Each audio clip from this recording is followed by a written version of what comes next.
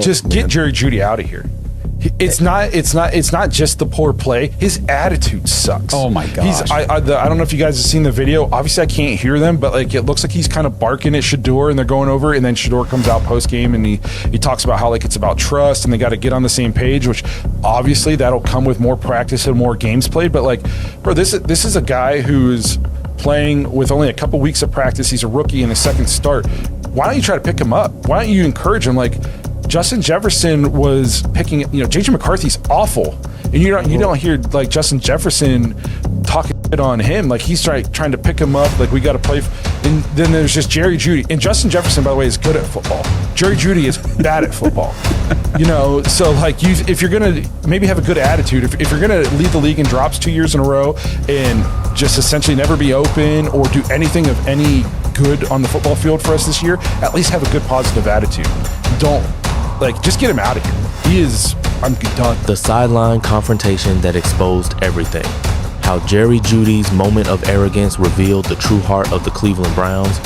The air on the Cleveland Browns sideline was a thick stew of frustration, sweat, and the acrid tang of another offensive drive gone sour.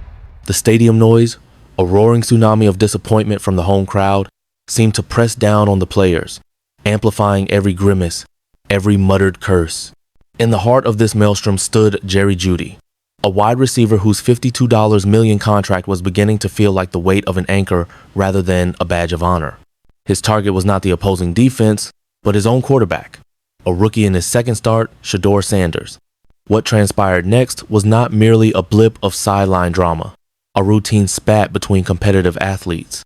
It was a cinematic tableau, a perfect, ugly crystallization of everything that is broken within the Cleveland Browns organization. One of the biggest things that has to happen is he's got to develop some kind of trust and chemistry with Jerry Jeudy. We saw that they had the sideline confrontation, but these two guys have to get on the same page. They've got to get it together with each other. And I think what they need to do is spend extra time together this week. I think they need to just let go what happened the other day. We all know that stuff happens in the name of football.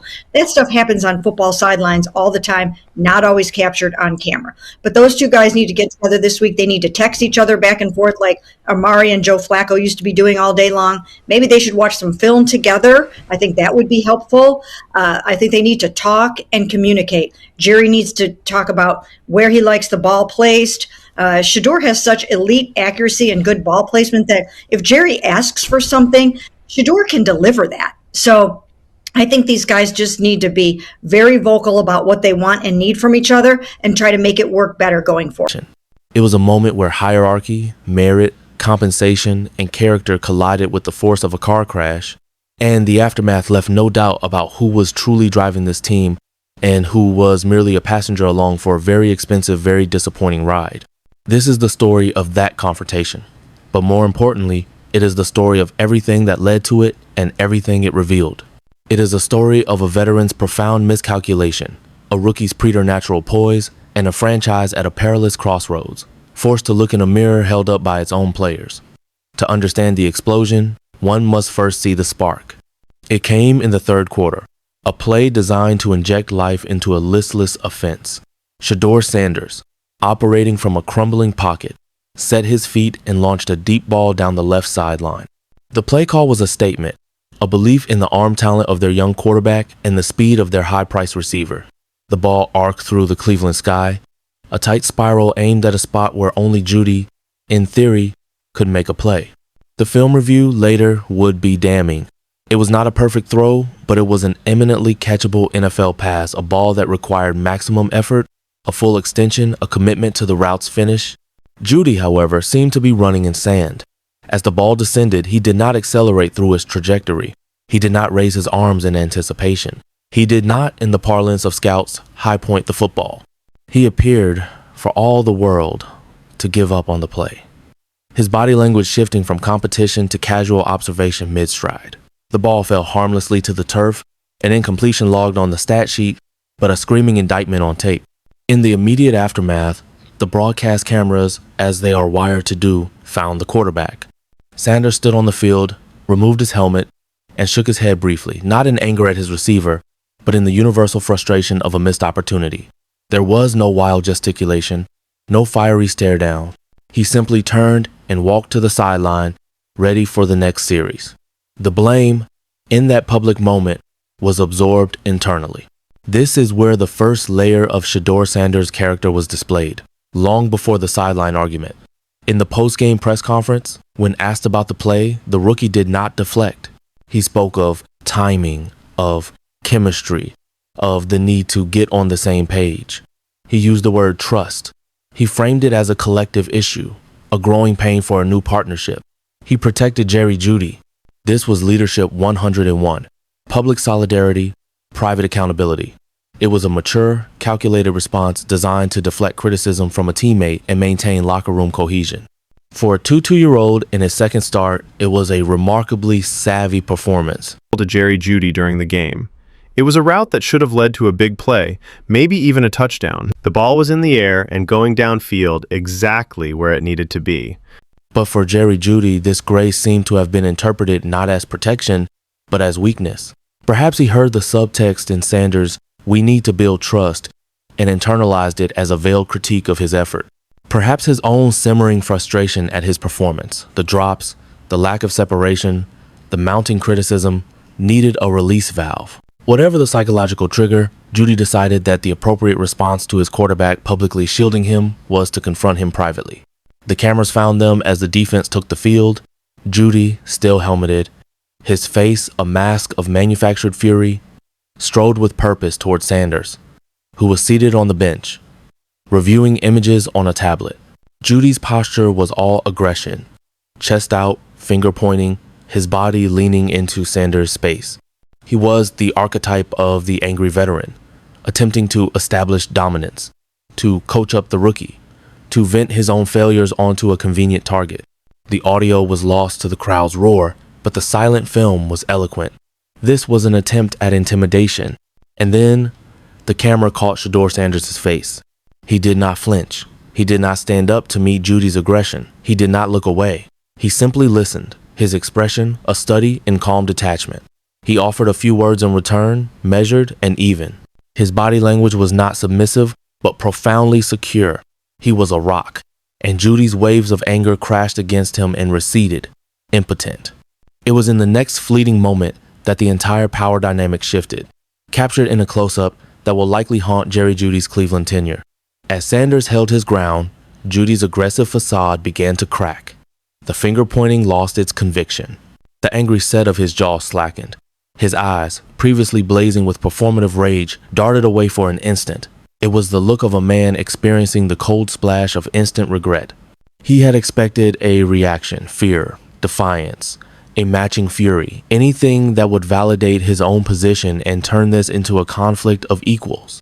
Instead, he was met with an immovable, serene confidence that rendered his outbursts foolish, petty, and entirely self-incriminating. He wasn't chastising the subordinate. He was embarrassing himself in front of his team, the cameras, and the nation. In that silent exchange, the entire narrative of the Cleveland Browns season was rewritten. The expensive veteran, brought in to be a number one receiver and a leader, was revealed as insecure, blame-shifting, and emotionally volatile. The rookie quarterback, thrust into an impossible situation, displayed the poise of a 10-year veteran. Jeudy had attempted to summon the storm, only to find that Sanders was the eye within it, utterly calm and in control. This sideline moment did not occur in a vacuum. It was the inevitable eruption of pressures that had been building since long before Shedeur Sanders was drafted. To see it as an isolated argument is to miss the profound systemic failures it represents. The burden of Shedeur Sanders. Shedeur Sanders is not a typical rookie. He is the son of Deion Sanders, an icon who is both a shield and a magnifying glass. From his high-profile transfer to Jackson State to follow his father coach, to the unprecedented media circus at the University of Colorado, Shedeur has lived his entire football life under a microscope of intense scrutiny and often irrational criticism. He has been dissected for his arm strength, his decision-making, his nepotism, his demeanor. He has faced torrents of online vitriol and hyperbolic media takes that would fracture most young athletes. This lifetime of pressurized exposure has forged something unique, a preternatural calm. Sanders has learned that the only thing he can control is his own preparation, his own performance, and his own response. When Jerry Jeudy approached him, He wasn't just facing an angry teammate. He was facing yet another critic, another test. And his lifetime of training had prepared him to ace it. Jeudy's sideline tantrum was, for Shedeur, likely a milder version of the critiques he's faced on national television since he was a teenager. The Cleveland Crucible. The environment Sanders entered in Cleveland is arguably more dysfunctional than any college circus. He was drafted into an offense with a porous and injured offensive line, a running game that inspires no fear, and a receiving core whose most notable feature has been a propensity for drops. His head coach, Kevin Stefanski, while a respected offensive mind, has called a curiously conservative and at times bafflingly aggressive game for his rookie quarterback, often putting him in lose-lose situations, calling for deep shots on 3rd and short or going for it on 4th down in his own territory with a leaky line. Sanders has shouldered this with visible, sometimes painful grace. He has been hit, sacked, and hurried at an alarming rate. He has watched passes bounce off his receivers' hands. He has dutifully executed game plans that seem designed to minimize his impact. And through it all, in every press conference, he has been the epitome of accountability. He blames himself for holding the ball too long, even when the protection breaks down. He praises his receivers' effort, even after drops. He defends his coach's play calling, even when its flaws are glaring. This isn't just politeness. It is a strategic, mature understanding of leadership. He is building capital, not burning bridges. The disappearing act of Jerry Jeudy. Contrast this with Jerry Jeudy's trajectory. Acquired in a high-stakes trade and immediately given a massive contract extension, he was heralded as the final piece, the elite separator who would unlock the offense. The results have been a catastrophe. Jeudy has not merely been unproductive. He has been a net negative. He led the NFL in drops the previous 2 seasons, and the trend has continued in Cleveland. His route running, once his prized asset, has looked disinterested. The fumble the previous week where he caught a short pass and, oblivious to a trailing defender, had the ball stripped from behind was a hallmark of a player operating on autopilot, devoid of situational awareness. The deep ball that ignited the sideline fight was merely the most visible symptom. Jeudy isn't fighting for 50 over 50 balls. He isn't finishing routes. He is playing with the body language of a man waiting for the game to end. His $52 million guarantee has seemingly created not motivation, but complacency. And when the spotlight of failure shines, he has shown a propensity to look for someone else to step into its beam. The aftermath of the confrontation has laid bare the fissures within the organization, and the questions it forces are uncomfortable. The media's complicity. In the post-game press conference, a reporter posed a telling question to Shedeur Sanders. Do you appreciate Coach Stefanski's aggressive play calling on those 4th downs? The question was a landmine, an invitation for the rookie to subtly criticize his head coach, to provide a soundbite that would fuel days of controversy. Sanders didn't merely sidestep it, he called it out. First off, I think that's kind of a rude question, asking if I appreciate my coach's play calling, he replied, before reiterating his support for the coaching staff. This exchange is microcosmic. Why is the rookie quarterback being asked to justify or critique managerial decisions? Where are the equally pointed questions for Kevin Stefanski about why his offense looks so anemic, or for general manager Andrew Berry about the evaluation of the Jeudy trade? The ecosystem around the Browns, including elements of the media, often seems to focus the collective frustration on the most visible, yet often least culpable figure, the quarterback. Sanders' sharp deflection was a quiet rebellion against this skewed dynamic. The leadership vacuum. True leadership is not about seniority or salary. It is about influence earned through action and character. In this drama, the veteran on a superstar contract demonstrated a stunning lack of it, while the rookie on a scaled deal embodied it.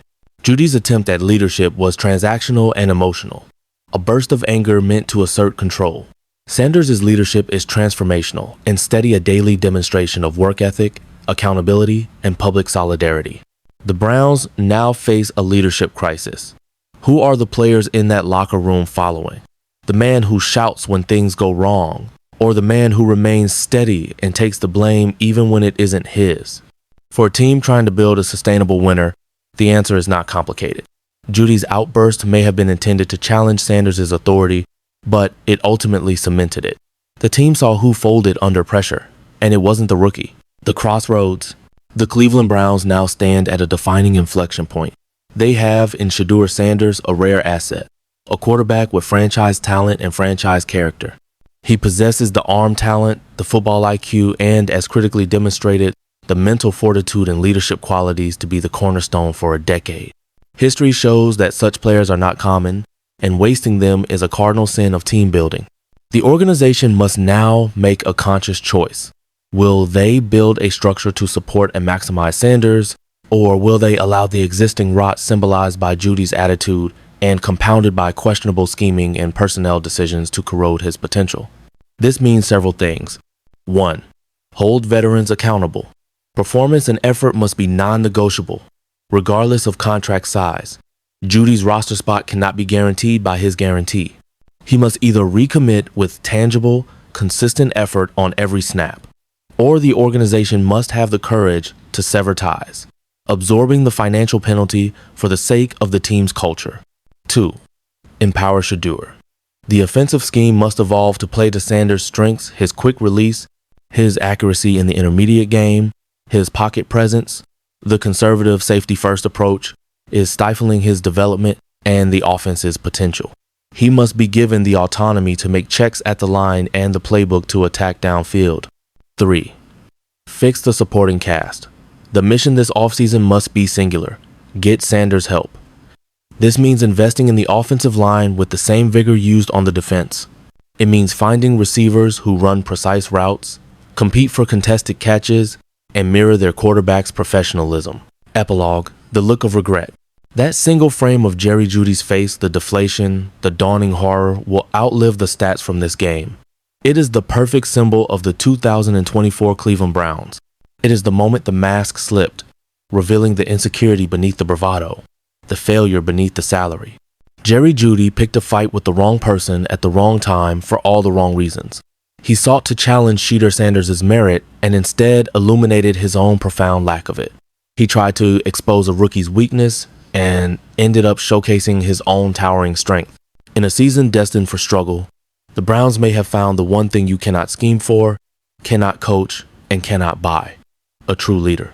The question that will define their future is not whether Shedeur Sanders can handle the pressure of Cleveland, but whether Cleveland can finally build something worthy of handling him.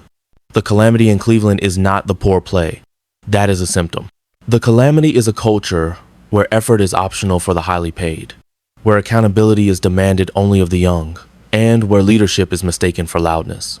In the quiet calm of a rookie quarterback's response, and in the quick regret on a veteran receiver's face, the entire troubled soul of the franchise was revealed. The path forward is now clear. The only question is if anyone in the building has the courage to take it.